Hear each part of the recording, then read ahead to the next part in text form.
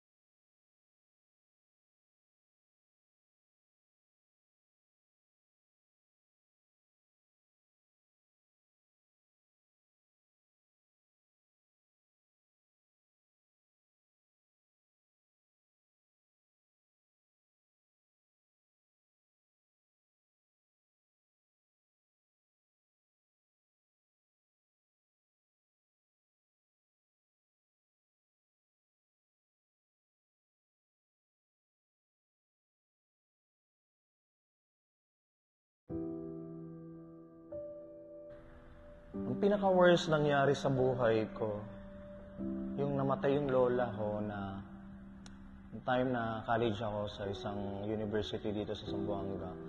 Napakahirap na ibenta yung bahay nyo na nag-aaral ka. Tapos yung kaklase mo na kumukuha ng exam, tapos ako nandun ako sa labas. Kasi hindi ako nakabayad. Then, after yun, nag-stop muna ako. Pumunta ako sa Manila. Nag-work ako dun sa isang province sa Lucena.